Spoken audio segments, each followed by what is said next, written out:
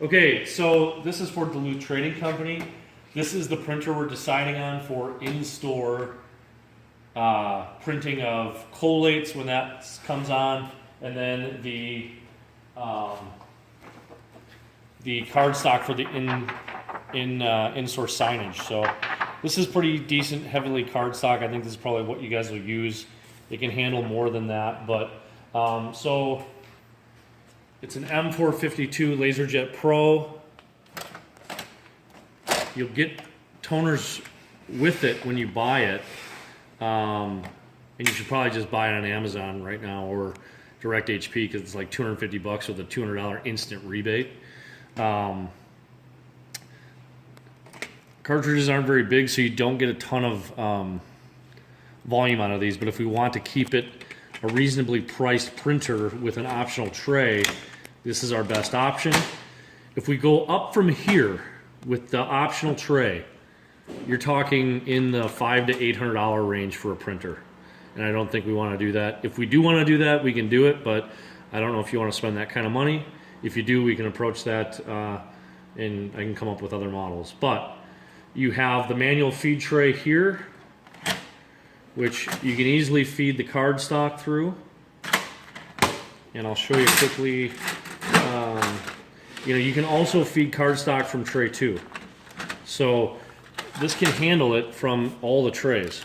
I mean, that's heavy. I think I want to say this was, I don't remember what pound paper it was, but it's a pretty heavy cardstock.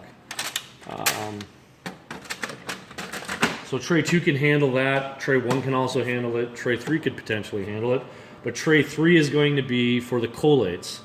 So here's the one weird thing about these M400 series printers, and this was also like the same way for the CP 2025s, which was the first generation of these, is when you go to put, so here's your paper tray, but when you go to put in a longer paper size, you have to adjust this right here, and that's controlled with that button. So when you want to go out to a legal size, which is right there, here's the weird thing. When you go to put this back in, it slides to there, and this is left open. It looks really weird, but that's how it's supposed to be. And the reason that is, and I'll show you real quickly here, is that unlike a lot of printers, normally the paper feed mechanism is up front here. On these, they're way back here. So when it feeds in, when this feeds in, the paper actually, this is your lift, and it feeds from the back. So the paper path on this actually goes like this.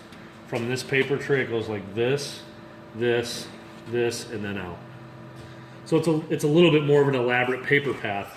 There shouldn't be any issues with that, but I just kind of wanted to show you at least how this tray sits, which again is kind of weird.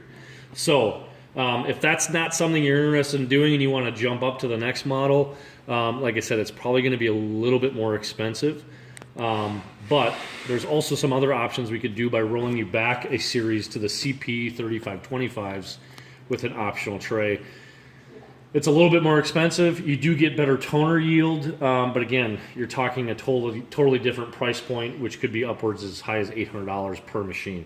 So if that's something we want to talk about, we can talk about that. I'm going to upload this video. I'm going to send it off to Terry Askey, and then he can forward it off to you guys to take a look at and see what that's like. I'll also copy Justin in on that email to Terry, and then you guys can maybe discuss what you want to do as far as going with this model or jumping up to the next one. So that's what we got, and it's the Color Laserjet Pro M452DN, meaning it can do double-sided print if you needed it to, and you can also network it, and it can also be hooked up USB.